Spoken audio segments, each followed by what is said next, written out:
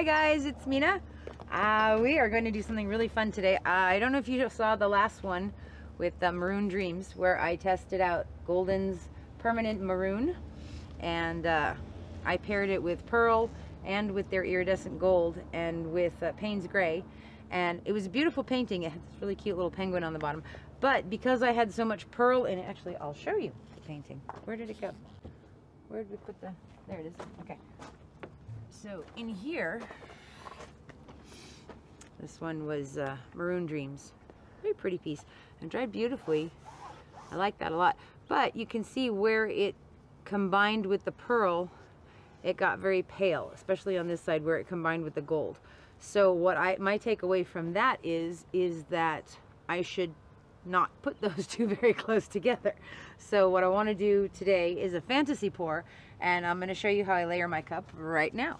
I will tell you about my colors, actually the same colors for this, except there's one difference, and I will tell you, where's that? Let me show you my colors. This is the Maroon, Permanent Maroon from Golden's. It's nice and thick. It's leaving a mound on a mound on a mound on a mound, little fat mounds too. So this one I first mixed up to try to figure out the right ratio. I figured I'd go 3 to 1. So I had 90 grams of Liquitex Gloss Medium and Varnish. And here you go, you guys who always ask me for it, here you are. 90 grams of Gloss Medium and Varnish. And then I put in 30 grams of the paint. And it was nice and it was good. So then I had 120 grams and it was a good color. And then I put in Floetrol. So I put in, ooh, the hawks are out again today. I put in 3 times as much Floetrol. So that same 3 to 1 ratio for paint to pouring medium that I had with the with the Liquitex Gloss Medium and Varnish was 3 to 1. So then when I added the Floetrol, it was again 3 to 1. So I went from 120 grams and then I added 240 grams of Floetrol, which equaled 360 grams total. So as Floetrol does, if you've ever worked with it, you know, it sort of dulls the color when you first add it for a minute or 2 or 5 or 10 or enough to drive you crazy.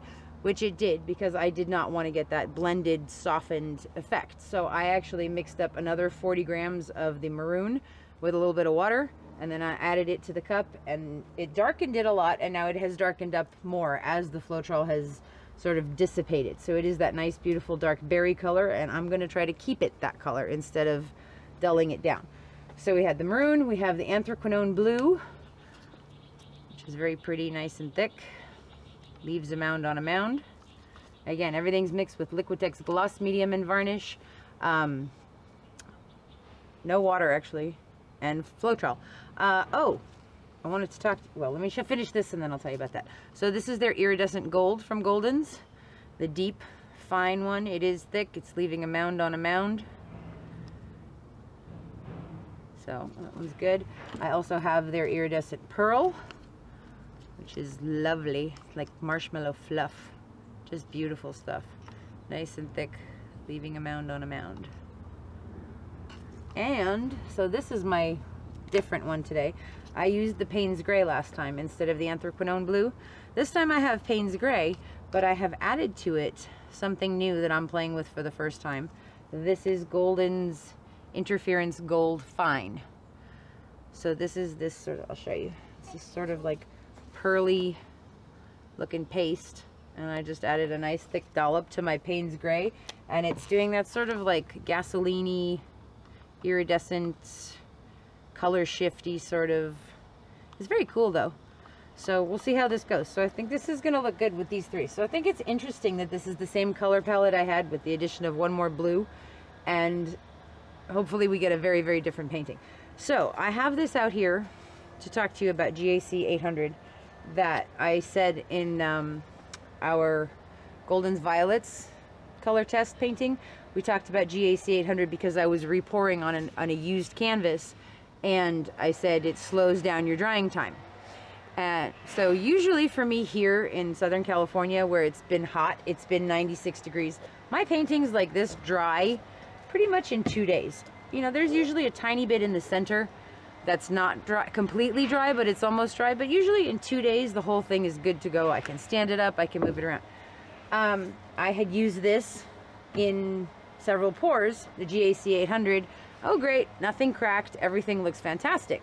So I used up a little bit more of the paint that I had, And I painted something really cute that I absolutely love. I'm going to show you this part of it. Look how cute that is. Isn't that adorable? And then I picked it up the other day to take a picture of it, thinking it had been 3 days and it should be dry because it's only a little 10 by 10 canvas, and it was, you know, the first coat of paint on there, so it should have dried, and it was not dry.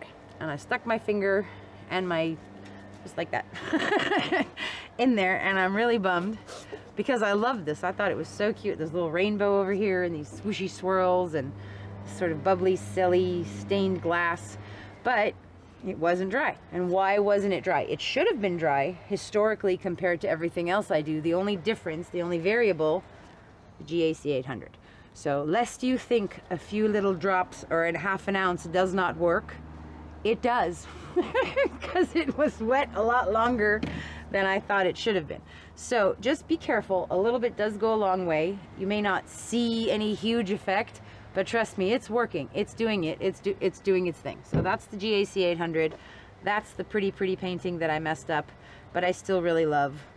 So I don't know. I might have to do something fun over there. Okay, I'm gonna put this one down. All right. So now we have done our colors. We've done our interference. Let's get to pouring.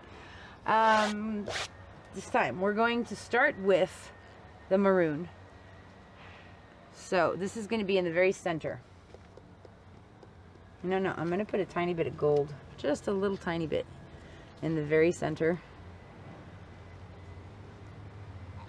There we go. That's like barely covering the bottom. Come on, go. And we're going to put a nice thick layer of the maroon. And I'm putting more maroon than I had gold, because if it does blend, I only want a little bit of it to blend. Either that or we'll get some cool lacing. Alright, let's go with the blue, the Anthraquinone Blue.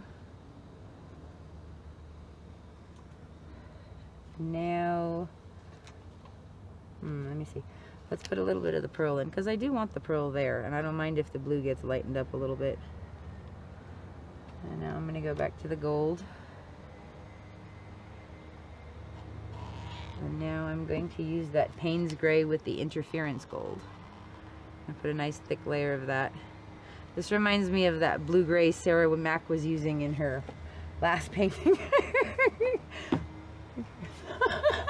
Okay, anyway, I loved that painting. It was beautiful, and I was so happy that she tamed that wild blue-gray beast. So this is beautiful. Now the maroon on top of that interference gray, gold with the Paynes is really nice. So now here I'm going to go blue, the Anthraquinone Blue now. And then I'm going to a little bit of gold. Hi, Zan. You want to say hi? Yeah, I'll be in you. Say hello, everybody. Yeah, gorgeous. Hi, honey. Want to say hi? You want to paint with me? You need to get your little perch. Okay, Mommy's going to paint now. You want to go up here? Go up there. There you go. Okay. No, I want to come stand next to you, Mama. All right, so let's get back to this. So I think our cup is full enough for this size canvas. Here, I wrote it down this time so you can see. It's a 24 by 36, so you multiply 24 by 36 and you come up with 864. Then you divide that by 28, and then you end up with 30.857 ounces. That's for a 24 by 36. So 30 and a half, 31 ounces. This cup is 16 ounces. So 31 ounces is pretty close to 32, which would be 2 cups. So I'm going to pour this one, and I fully intend to pour another one as well. Okay, let's stop stalling and get going. I'm tempted to pour a puddle of gold, maybe just a very small one where I want to start. And I'm going to go very simple this time. I'm going to start over here, and I'm going to go this way kind of, and go this way a little bit. And then I'm going to pour this on top of that. All right, so we're going to keep it close. We're going to fantasy pour. Here we go.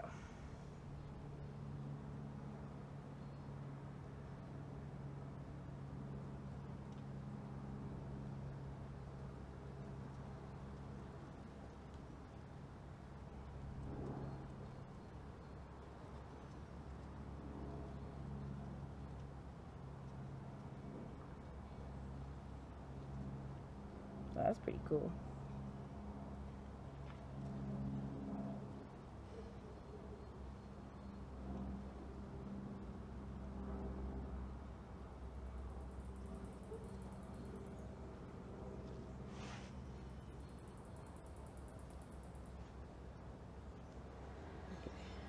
I screwed it up a little bit, that's right.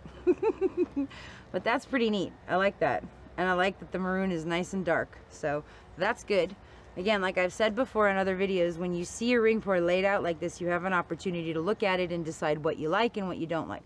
I'm loving this right here with the Anthraquinone Blue and the Paynes, and then the pearl is in there, and there's also some of the maroon in there, and then there's like this lacing of that Interference Gold Payne's gray right there. This is really cool. All right, cool. Let's do this again. There's still a little bit of gold in the bottom of the cup, and that's just fine. So I'm going to do this one kind of fast so you guys can see real quick.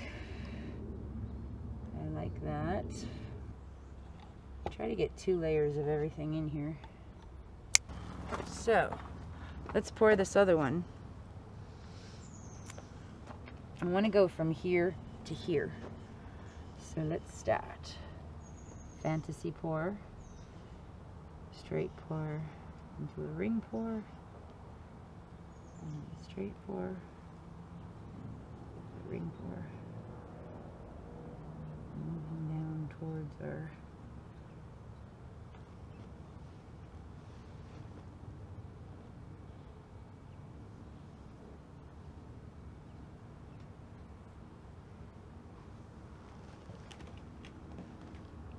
cool is that? You just go slow and let it do its thing. Okay, I think I'm gonna stop there. Okay, that's really cool. It's like seaweed or something. Alright, I left my gold out. The other day I did something in another painting where I had the pearl and then I added my 24 karat gold to that. So that's what I'm going to do here. I'm just going to pour what's left in there. Now the golden's gold, I have not found it to react the same way that the 24 karat did from Deco Art Americana Decor. That Deco Art Americana Decor paint, you put a little bit around the edge of your painting, the paint rolls over the other one, and you get some of those little cute baby pearl cells. This one does not do that, but that's okay, because it's still very pretty, and it's still a good color for my base coat, and I have a lot of it left. So, anything left in here? I just want to fill up this area a little bit.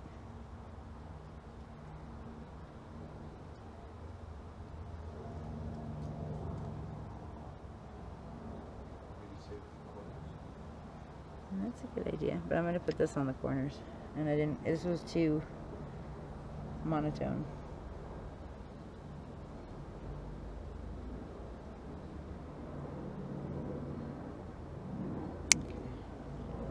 Because that's all going to get stretched out anyhow, so. Alright, this is ready. Here we go. It's going to go mostly around the center and the corners I'll get. This is going to be nice because it's going to provide a nice contrast to the blue and to that maroon, at least on the edges. Usually I have more flow extender than this, but I think we're going to be okay. Okay, that's such a pretty color. It's like a rose gold champagne sort of. All right, what do I like? What do I not like? The thing I'm not liking right here is that there's very little anything on the other side of this, so I actually want to put a lot more blue over here around this edge. This is the Anthraquinone Blue, and I sort of use this as a flow extender for this to move around on, do its thing, get close to the edge. And again, I'm doing this so that if this part was not going to, because that's not near the corner, but if this comes near the edge, I'd rather have this blue go off than that design that's in the center.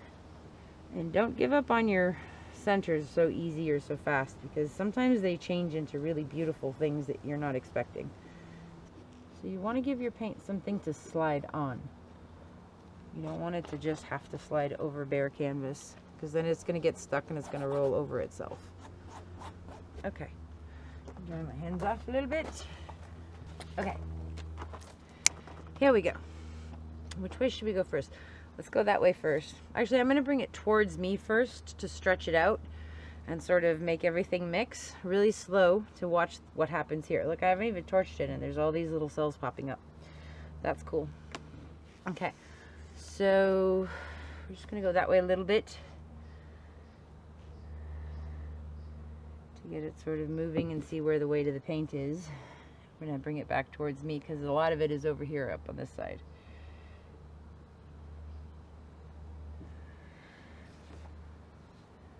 Get some of the paint moving down over here. Might have to pour a little bit over there. Now, I really like this, and I really like this, so I don't want to lose that. So I'm probably going to take more off of this side than I am worrying about over there right now. But we'll see what happens, because there's a lot of paint over here right now. If you see me keep tipping it back towards me, it's because I'm trying to keep the weight of the paint in the middle so it doesn't slide that cool design off. I'm very gently moving, if I can hold it, this part this way so I don't lose that.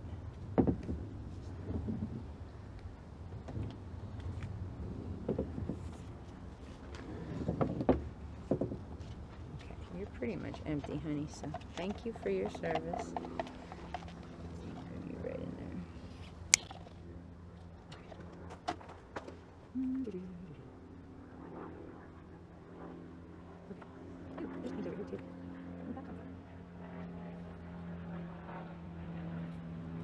Brand new plastic sheet, no reason not to use the paint, right?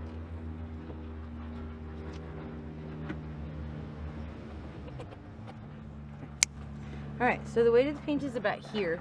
I don't want to lose that. I purposely brought everything over this way so that we could move this way towards this corner. First, let's go, well, no, I'm not going to get off that edge. I'm going to turn it this way. Okay, so we're going to go that way. And it should move nice and easy. I want to keep this part intact, this one and that one.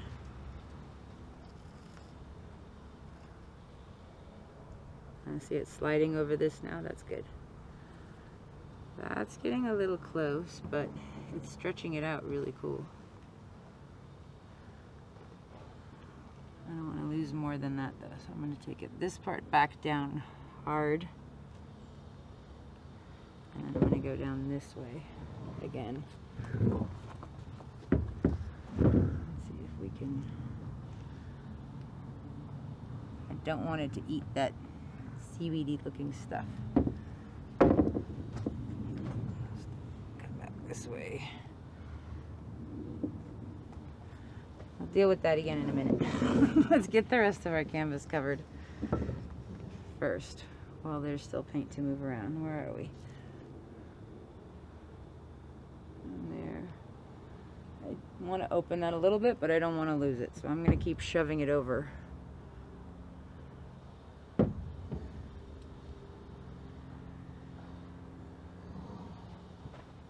Look at that beautiful maroon. Whee! Go, baby.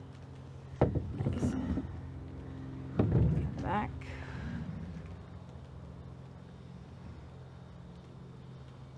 That'll fall down. Nice and slow. Okay. I'm gonna go this way now.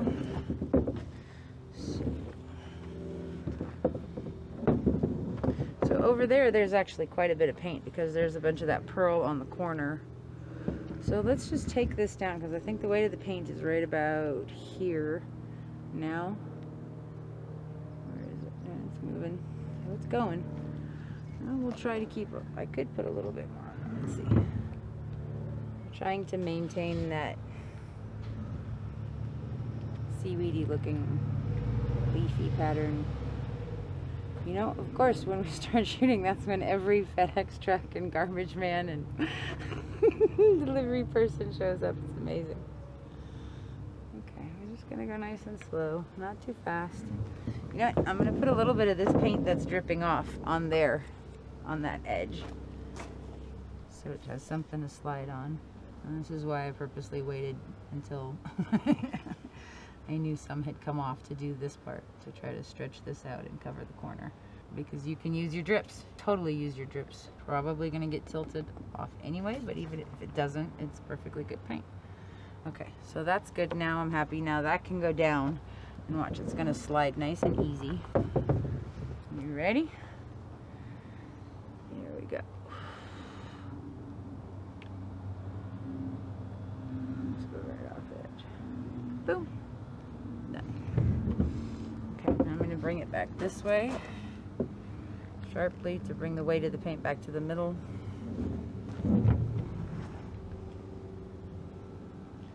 And we're going to go down, and you see now that's the only corner that we haven't done anything to.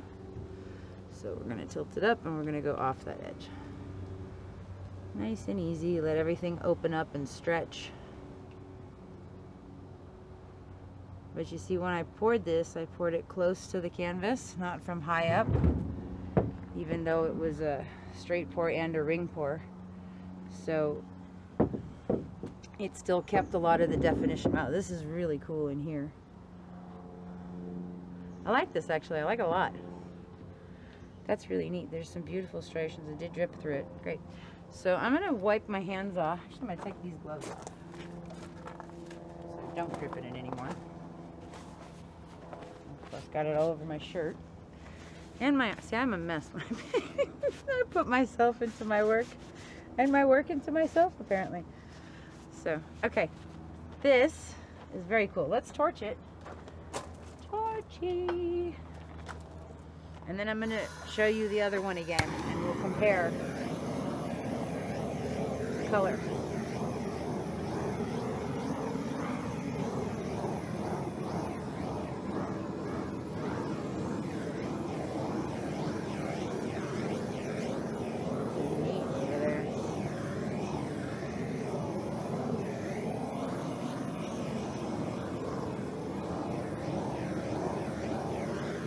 Okay,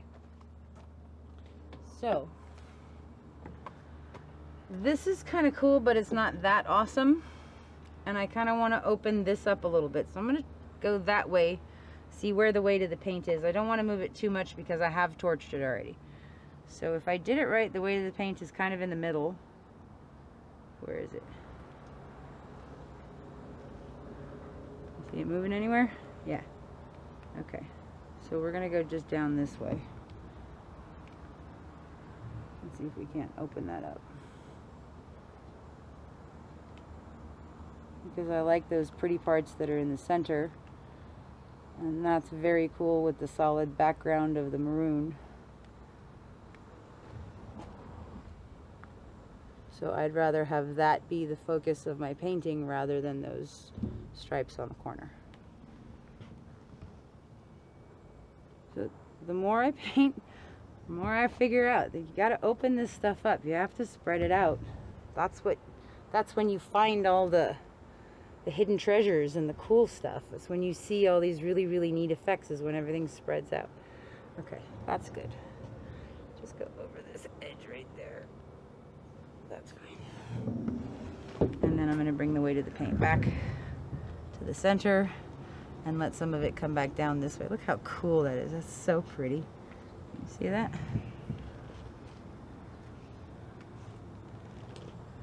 You see how it's all moving down now? And don't worry, I'll spread it back towards where I'm standing. I've taken my gloves off now like a crazy person. I'm going to come back to the middle now. That's very cool. So I did not put GAC 800 in this batch because it was a fresh canvas, and I do want it to actually dry. I guess I put too much GAC 800, so because that bummed me out. I really like that little painting. Okay, so this is cool. Come back towards me one last time. Open that top edge up a bit. Spread it out. I'm going to go back that way. And spread out this top edge. Go. Quick tilt. What I'm doing intentionally is bringing the weight of the paint back to the center of the canvas because this has Floetrol in it, it is going to redistribute and sort of like self-level. So you want it to self-level in the middle instead of off the edge. All right, that's pretty cool. I'm gonna take the camera down and take you in for some close-ups, but wait, I want to show you something real quick before I want to pick up the other one. Just clean my hands off so I don't destroy it. Well, no, that one's dry. So I don't mess that one up? No, it's okay, I got it off. Okay, so this was the one that I showed you guys this morning, the Maroon Dreams, and we had the maroon blending a lot with the gold and with the pearl, and look at the color difference now, where I used a little more paint and I didn't put the pearl next to the maroon. So I have this lovely dark maroon color and the anthraquinone, and then in here we get some of that Payne's gray. So I just wanted to show you your technique makes a huge difference in how your paintings come out and what your colors do. This was straight pour and ring pour, but I held it up higher. I must have held it up higher because the colors blended more. So, and in this one, I intentionally held the cup very close to the canvas so that they wouldn't blend as much. So that's how you can control the depth of color that you're getting. The blending that you're getting is by how high or how low you hold your cup to the canvas. So also, it's beautiful definition of these rings and lines. I love Golden's paint, is amazing. It really is. And there's that seaweedy. I'm tempted to sort of pull this part down towards me a little bit, but I like this a lot and I don't really want to lose it, and this is really cool, so I'm not going to. I'm actually going to be done. Ha! Okay, you guys, I'm going to take the camera down and get some close-ups, and then I'll see you for the next bit. Thanks for hanging out with me.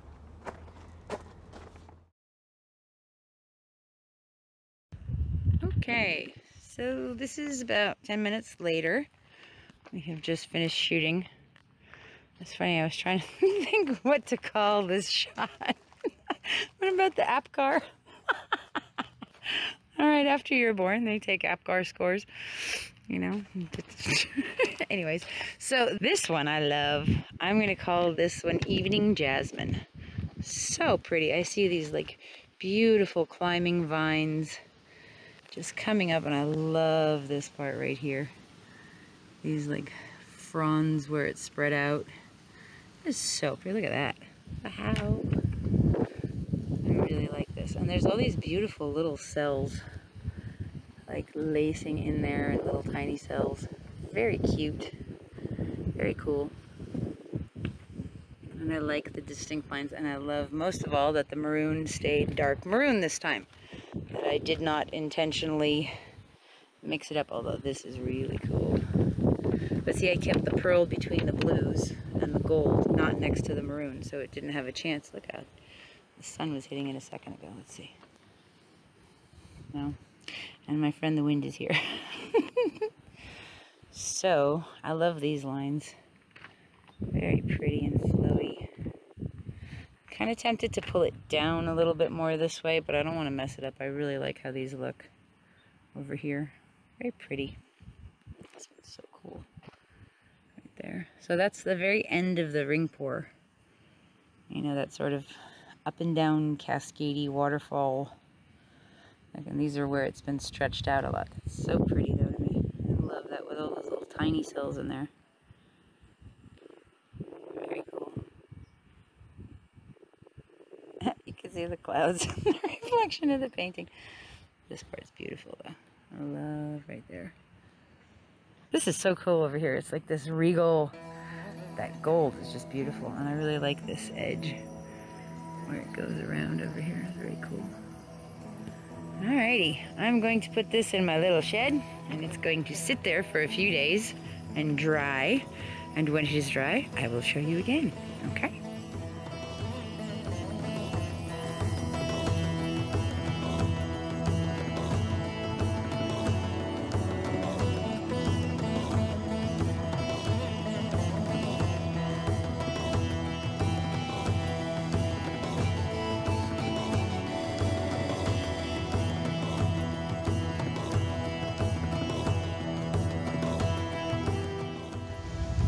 Okay, so this is a couple of days later. This is the dried piece. It looks so cool in the sun over here. See this part? The gold just sparkling and blinging. Really, really beautiful. And these beautiful lines at the bottom. I love this area right here where you can see that the Payne's gray blended with the maroon. And there's some gold in there. So again, this is part of the ring pour. I love these concentric circles over here in the side. Very, very pretty. Especially how there you see the windy. Don't knock the painting over. Okay, I'm just gonna fold the painting. Got the Anthraquinone Blue and the Payne's gray and the maroon in there, and I'm very happy with how the maroon turned out. Nice and dark. Beautiful color. Actually see that it's maroon. Up here there's that golden's gold, the iridescent gold deep. Just so pretty and very, very blingy. So it's not the same sort of cells that you get with the Deco Art gold, but this color is just amazing. Really, really gorgeous right there. I love up here where some of that maroon mixed with the gold, and it gave us this like berry sort of color up there on the corner. This is probably my favorite part right here.